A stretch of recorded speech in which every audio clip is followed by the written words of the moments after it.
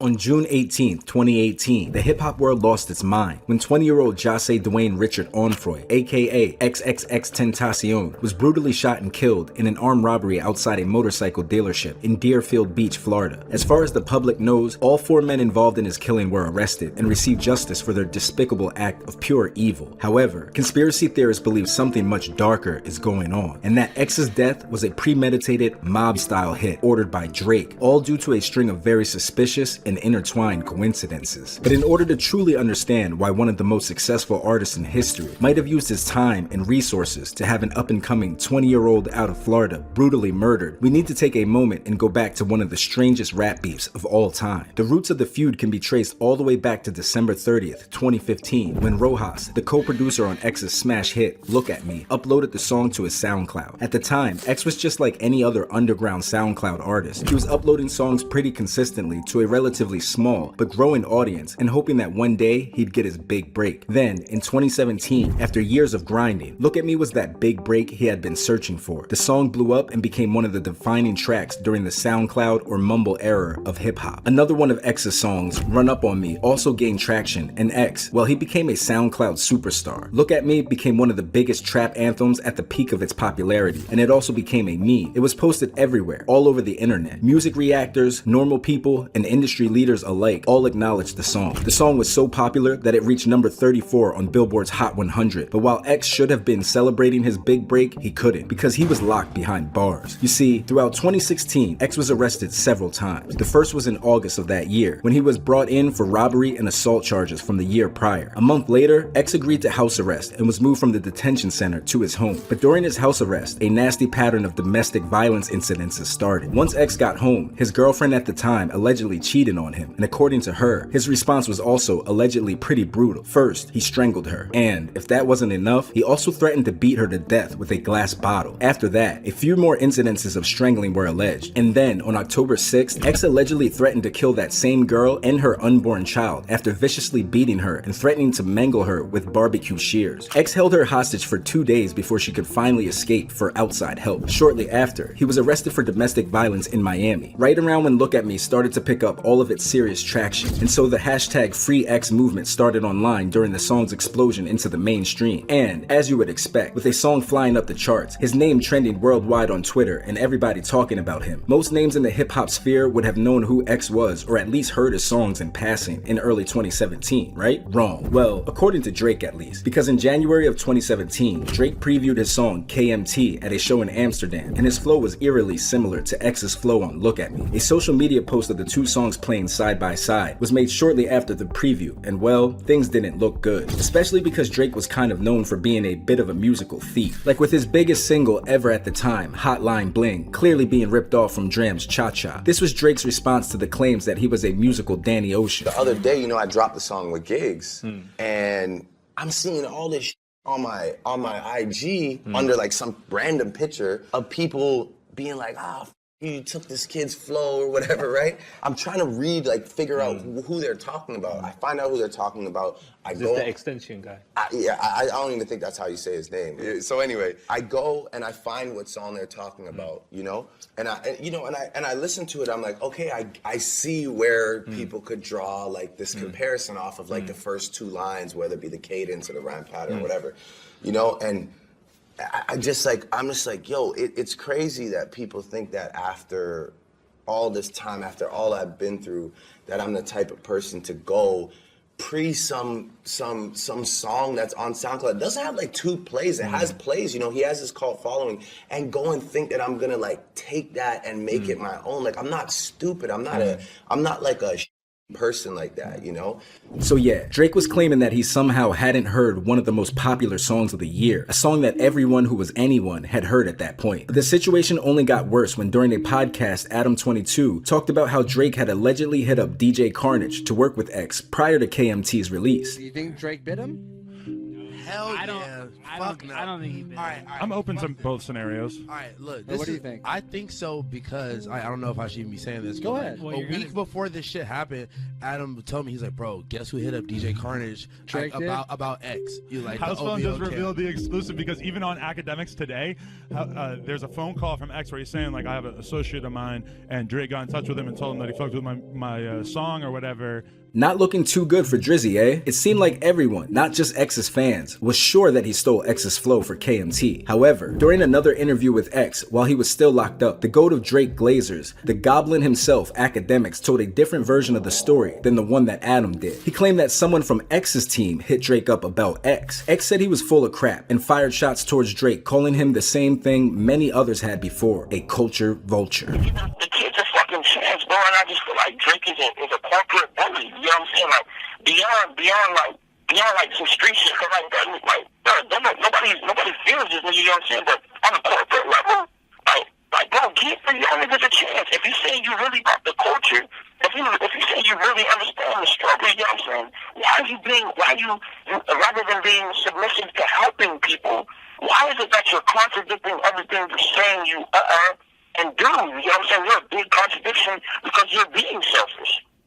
Yeah. Beyond helping your family and helping, obviously, I'm up for that. Help these people and make them like you as a person rather than on a corporate level. In the interview, X went on to say that he would have been fine with Drake using his flow if he went about it in a different way and approached him properly. After X's interview, Drake seemed to quiet down, almost like he was waiting for the right moment to take another pop shot at X. But to the public, it really seemed like in Drake's mind, both parties needed to move on, and he really didn't know who X was before making the song. Or if he wanted to be less charitable, he thought X was an ant so small that he could squash him and move along. But the beef didn't stop with that interview from X's side of things. If anything, it was just getting started, because on March 29th of 2017, only a few days after he was let out of jail, X took an interview on Miami's 103 The Beat and immediately put Drizzy on blast. So they were saying that Drake was biting your style.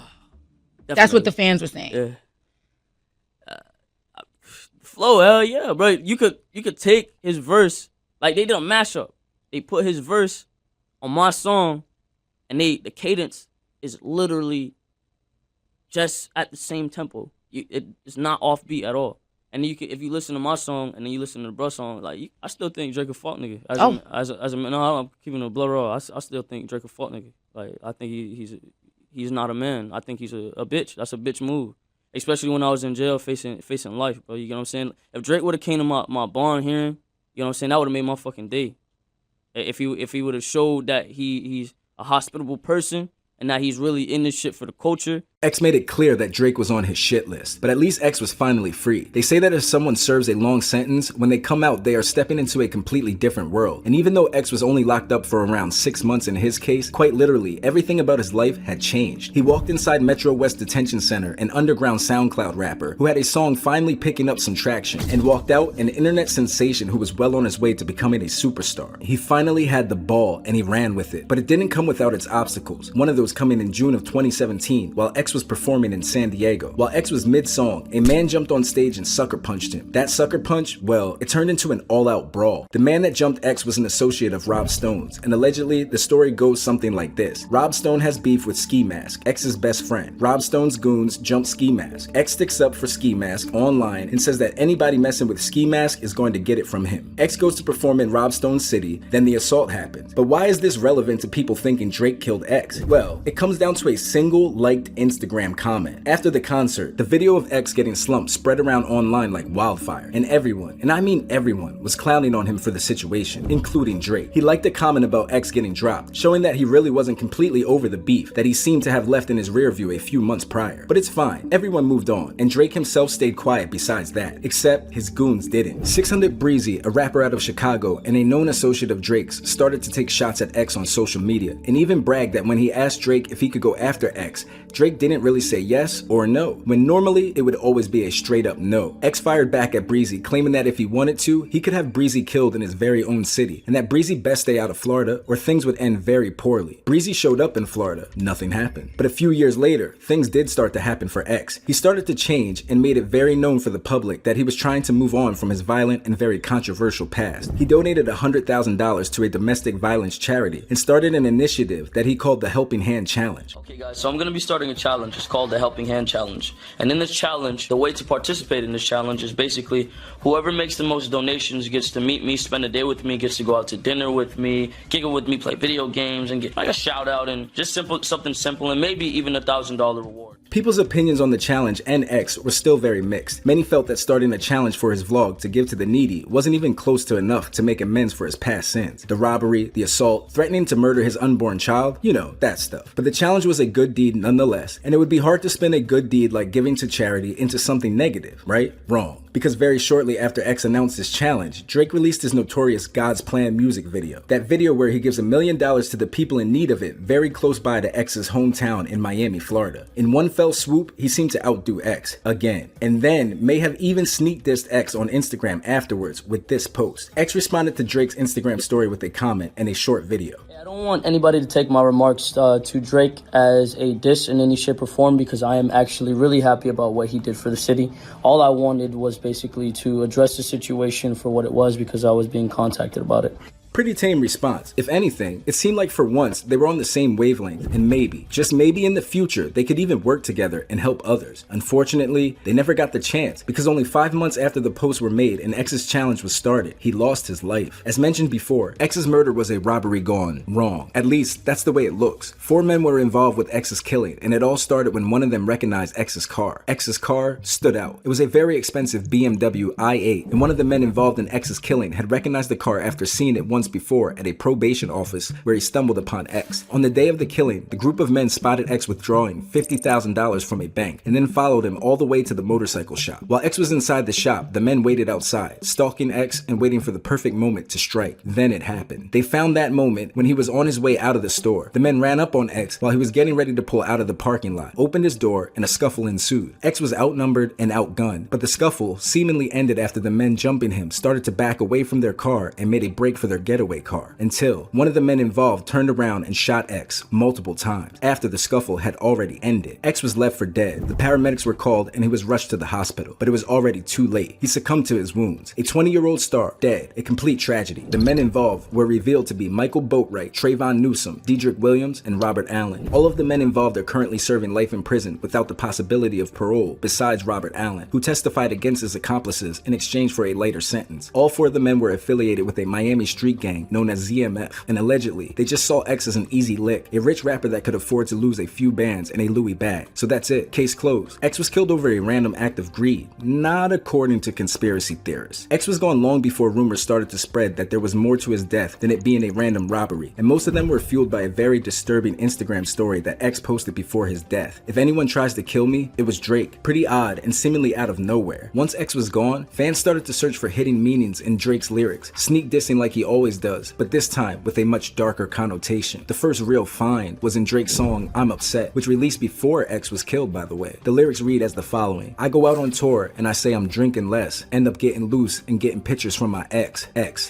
SMS, triple X. That's the only time I ever shoot below the neck. Skirt! Now, while many heard this as Drake getting pictures from his ex and sending pictures of his hog back, others think that was Drake self-snitching, and he had full-on admitted to plotting X's death months before it even happened. Another example is on one of Drake's most recent songs, Knife Talk, with 21 Savage. Drake said, I hit up and tell him do the for sure. Voodoo curse. I got him while I flew to Turks. Know the dogs had to hit him where he knew it hurts. The most important part of this line is the middle. I got him while I flew to Turks. Fans went back to social media and found that shortly after X was killed, Drake was spotted vacationing in Turks and Caicos. Another uncomfortable find by internet sleuths for sure, and there's more. Like the one they found on Drake's song Mob Ties, where he said, GLE, cause that Lambo moving fast. Skirt! S-Class, G-Class, lotta class, in a rockin' and that ain't got no tags. Skirt, skirt, Louis bags in exchange for body bags. Yeah, one of the items the murderers were trying to steal from X was a Louis bag. So as you can imagine, fans have been running with these lyrics since the song dropped, claiming it was just another one of the many sneak disses that Drake sent towards the deceased rapper. Since his death, some of those close to X have also claimed that Drake was involved in his death, and that he's been sneak dissing him since his tragic passing. Tankhead, one of X's longtime friends, took to Instagram after the the release of the music video for Sicko Mode, claiming that there was a very clear sneak diss directed at X in the song. Now, it's one thing when random internet sleuths start to connect dots in song lyrics, but it's a whole other thing when someone close to the situation that may know more than everyone else is claiming something is up. However, it's also a completely different and way more damning thing when the legal system starts to look your way, and that's exactly what happened. Because during X's murder trial, Drake was called to the stand. Yeah, after all the conspiracy, all he said, she said, Drake was called in as a witness during the trial of the men who robbed and killed X. But contrary to what many people believe, it wasn't the prosecution who wanted him there, it was the defense. One of the lawyers representing one of the 4 ZMF members in the trial put in an order for Drake to testify during the trial due to the Instagram post X put out before his death. You know, the "if anyone kills me, it was Drake" one. Drake's legal team fired back at the defense and claimed that they didn't have any sufficient evidence or reason to call him to the stand. So Drake never actually showed up to testify at the trial, and that was the end of it. Many would see that as a case closed. If in a court of law Drake didn't even have to appear after being ordered to, he must be innocent, right? The defense lawyer was just using the tools available to make his client's case. Well, some believe that this was allegedly a sign, a smoke signal, to show all of those in the know that even though 4 men went to jail for killing X, none of them were the true face behind it all, the brain. They believe it was Drake all along. But as far as we know, X's killers were the 4 men arrested, and they were actually brought to justice. All actual evidence points towards those facts, and the circumstantial quote-unquote evidence internet sleuths have found seems to just be, well, people reaching. Hopefully, as time goes on, people will let X rest in peace. If you enjoyed this video, you should check out this one right here.